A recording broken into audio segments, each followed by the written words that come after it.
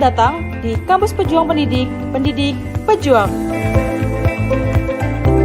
Universitas Veteran Bangun Nusantara merupakan institusi pendidikan tinggi yang memiliki motivasi untuk mencetak lulusan yang mandiri, unggul, profesional, berkarakter, dan memiliki nilai-nilai kejuangan.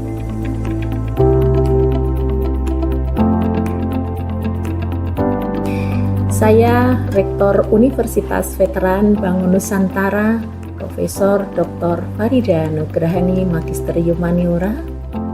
Misi Universitas Veteran Bangun Nusantara adalah terwujudnya universitas yang unggul, berkarakter, mandiri, dan memiliki nilai-nilai kejuangan.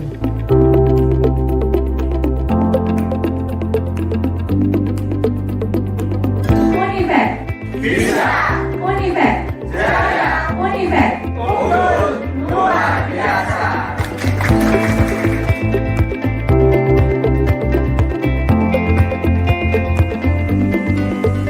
Kampus Universitas Veteran Bangun Nusantara terdiri dari 6 fakultas unggulan dan 1 program pasca sarjana.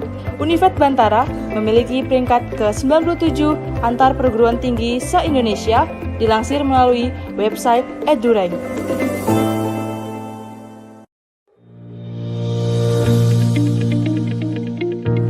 Menyelenggarakan pendidikan yang berbasis pada nilai kejuangan, Univet Bantara didukung dengan kegiatan perkuliahan yang terkelola secara profesional dan difasilitasi dengan sarana dan prasarana yang representatif guna mendukung proses pembelajaran mahasiswa.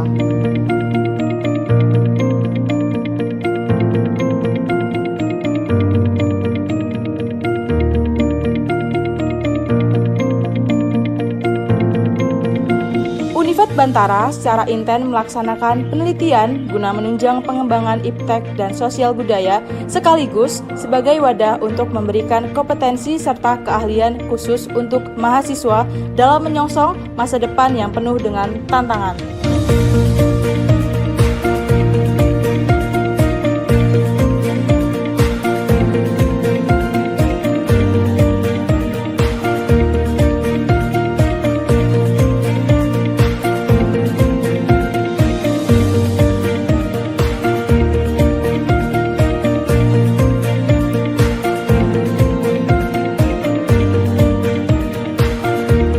Pengabdian kepada masyarakat merupakan bagian yang secara intensif dan aktif dilaksanakan Univet Bantara dengan melibatkan dosen serta mahasiswa sebagai wadah untuk membentuk karakter serta sebagai bentuk kepedulian sosial dan menjadikan generasi Bantara.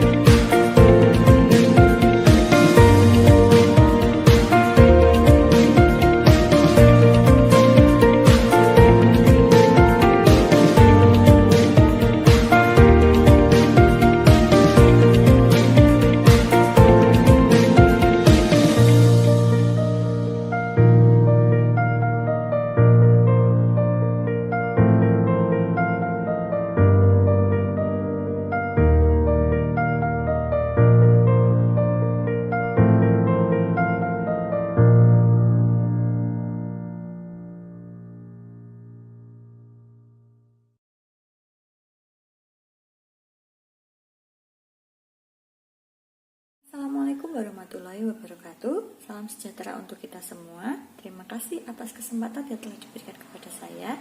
Hari ini saya akan memaparkan seminar pendidikan profesi guru prajabatan tahun 2023. Sebelumnya, perkenalkan nama saya Inas Aulia Salma. Saya mahasiswa pendidikan profesi guru gelombang 2 tahun 2023 di Universitas Veteran Bangun Nusantara Sukoharjo. Saya bercita-cita menjadi seorang guru yang disukai oleh murid tanpa melupakan tugas saya sebagai pendidik dan pengajar. Saya juga ingin menjadi teman yang baik bagi rekan sejawat saya. Visi saya dalam pendidikan yaitu mewujudkan pendidikan yang berguna bagi setiap anak di Indonesia. Pendidikan yang tidak hanya menyalurkan ilmu, namun juga dapat mencetak generasi muda yang sesuai dengan ideologi bangsa Indonesia. Untuk itu, sebagai guru, saya ingin menjadikan peserta didik saya menjadi peserta didik yang beriman dan bertakwa, percaya diri, mandiri, disiplin, aktif dan kreatif, berjiwa gotong royong sesuai dengan profil pelajar Pancasila. Topik yang akan saya bahas pada kesempatan kali ini yaitu refleksi pengalaman belajar, aktif pembelajaran, desain inovasi pembelajaran, pengalaman bermakna, dan rencana tindak lanjut. Pada perkuliahan pendidikan profesi guru, terdapat beberapa mata kuliah yang diajarkan. Untuk semester 1, ada Filosofi Pendidikan Indonesia, Perspektif Sosial dalam Pendidikan Indonesia, Pembelajaran Berdiferensiasi, Prinsip Pengajaran dan Asesmen 1 di Sekolah Dasar dan Menengah, Pemahaman Peserta Didik dan Pengajarannya, kemudian yang terakhir ada Praktik Pengalaman Lapangan 1. Untuk mata kuliah di semester 2 terdapat Computational Thinking, Prinsip Pengajaran dan Asesmen 2 di Sekolah Dasar dan Menengah, Pembelajaran Sosial Emosional, Praktik Pengalaman Lapangan 2, Seminar Pendidikan, Proyek Kepemimpinan, dan Pencegahan dan Penanganan Kekerasan Seksual. Mata kuliah yang berkesan bagi saya adalah saya tertarik untuk merefleksikan pengalaman belajar pada topik 4, Praktik Pengalaman Lapangan 1, karena merupakan pengalaman yang berkesan bagi saya. Dari mulai merencanakan, melaksanakan, hingga mengevaluasi pembelajaran. Banyak sekali pengalaman yang saya dapatkan selain keterampilan di dalam kelas. Ketika mempersiapkan kelengkapan administrasi, mulai dari memilih materi, mencari contoh modul ajar, membuat modul, memilih metode, memilih media, membuat LKPD, membuat asesmen, semuanya harus berkesinambungan. Tantangan ketika pelaksanaan praktik mengajar pun juga ada. Ada yang anaknya rewel, mungkin anaknya menangis, atau tidak membawa buku, seperti itu. Namun, hal-hal tersebut membuat saya belajar. Saya belajar mengatasi tantangan dengan berkomunikasi, mengelola kelas saya, dan berinteraksi dengan peserta didik dari berbagai tingkat. Saya mengambil setiap pelajaran berharga yang pasti akan sangat berguna bagi saya ketika sudah berada di sekolah nanti. Sejauh mana pemahaman Anda tentang PPL? Adakah hal-hal yang menarik untuk Anda dan di luar dugaan? Pelaksanaan PPL sebagai modal awal mahasiswa untuk memperoleh kemampuan dalam mempraktikkan dan memperagakan pengetahuan yang dimiliki, serta berkolaborasi dengan warga sekolah dalam kegiatan belajar mengajar atau tugas-tugas lain sebagai guru di situasi dan lingkungan yang sesungguhnya. Hal yang menarik di luar dugaan adalah pada saat melaksanakan siklus kedua, yaitu ketika mengajar di kelas rendah, di mana peserta didiknya sangat bervariasi dan didominasi oleh peserta didik yang sangat aktif. Sebagai seorang guru, saya harus bisa mengkondisikan peserta didik tersebut supaya kondusif saat di kelas. Perubahan apa yang terjadi pada cara berpikir Anda dalam pengelolaan kelas setelah melaksanakan PPL 1? Perubahan yang saya dapatkan adalah pembelajaran bukan hanya tentang guru menyampaikan materi, kemudian siswa memahami. Namun, pembelajaran guru juga berperan penting untuk menciptakan suasana kelas yang dapat membuat peserta didik meningkatkan kemampuannya yang dimiliki dengan maksimal. Tentunya, untuk menciptakan suasana kelas yang mendukung, guru harus memahami karakteristik peserta didik. Selain itu, guru juga harus bisa memberikan pelajaran yang berpihak kepada peserta didik. Sehingga penting bagi guru untuk mengetahui tingkat kemampuan belajar pada masing-masing peserta didik. Pengalaman seperti apakah yang pernah Anda alami dan paling menarik saat PPL 1? Pengalaman yang paling menarik adalah lingkungan sekolah yang sangat bersahabat, saling mendukung, dan peduli terhadap sesama. Menciptakan budaya baik di sekolah, guru sangat memperhatikan keadaan peserta didiknya. Terbukti dengan aktifnya setiap wali kelas untuk mengetahui keadaan peserta didiknya. Ketika ada permasalahan pada peserta didiknya, seperti saat peserta didiknya sakit, guru meluangkan waktu untuk datang ke tempat tinggal peserta didik dan menjenguknya. Hal ini bagi saya adalah sesuatu yang sangat menarik ketika guru meluangkan waktunya untuk memikirkan dan mencoba mengetahui keadaan peserta didik di luar kondisi sekolah.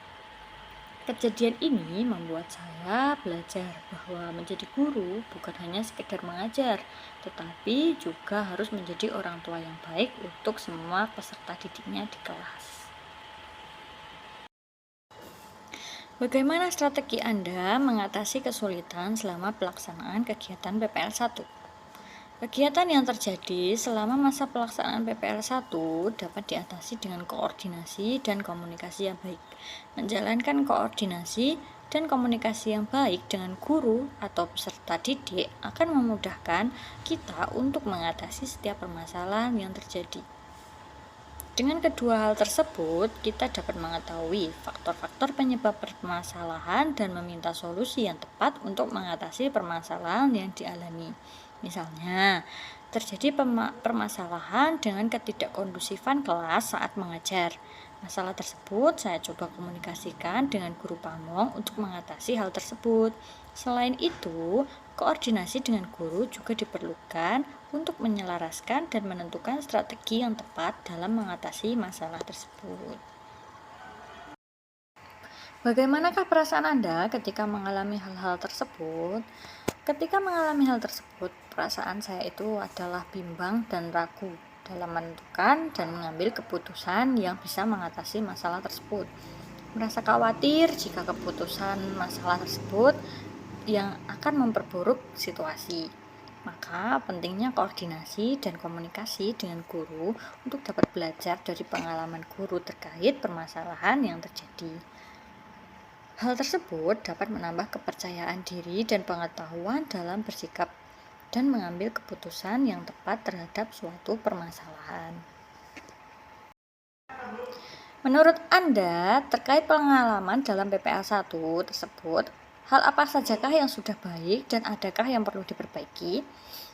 Hal yang sudah baik menurut saya adalah kemampuan dalam beradaptasi dan mencoba menyelaraskan untuk mengadakan pembelajaran yang sesuai dengan keadaan peserta didik dan lingkungan sekolah.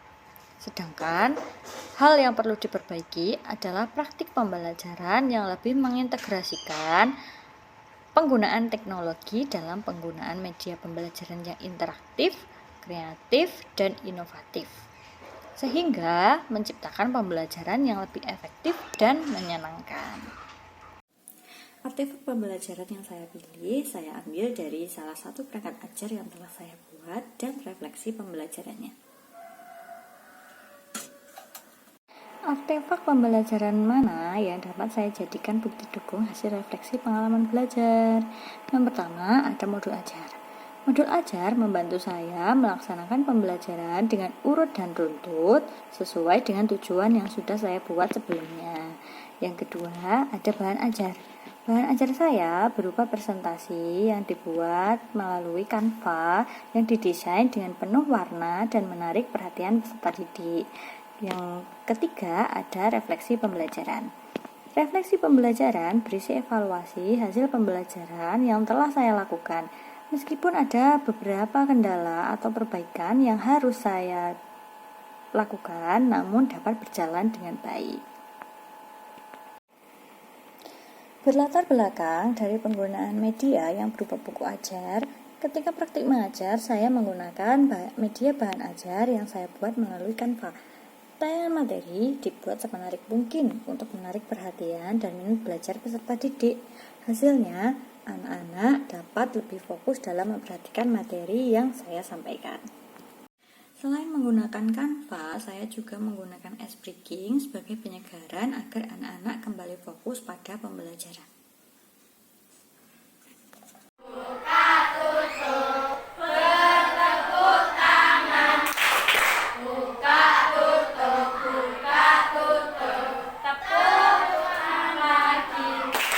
Digulung-gulung, digulung-gulung, sambil tersenyum. Digulung-gulung, digulung-gulung, sambil tertawa. Lebih cepat, bisa ya? Bisa ya? Lebih cepat. Oke, 1, 2, 3. Buka, tutup, buka, tutup. Menepuk tangan. Buka, tutup, buka, tutup. Digulung-gulung, sambil tersenyum. Digulung-gulung, sambil tertawa. Pengalaman bermakna. Pengalaman yang paling bermakna bagi saya adalah ketika pengelolaan kelas. Setelah melaksanakan kegiatan PPL, saya belajar bahwa ada kesadaran akan pentingnya peran guru dalam menciptakan lingkungan belajar yang kondusif.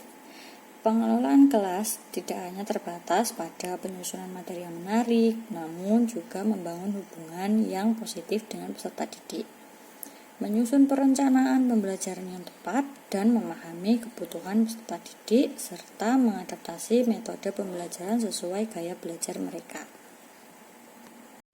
Rencana tindak lanjut. Rencana yang akan saya lakukan selanjutnya yang pertama yaitu memahami kebutuhan setiap peserta didik dan mengadaptasi metode pembelajaran yang sesuai dengan gaya belajar mereka. Yang kedua, memahami dan selalu memperbarui pengetahuan terkait media-media pembelajaran yang relevan dengan materi pembelajaran.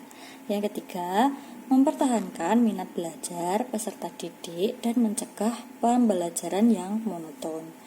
Yang keempat yaitu siap mempelajari teknologi terbaru dan menerapkannya dalam hal pembelajaran.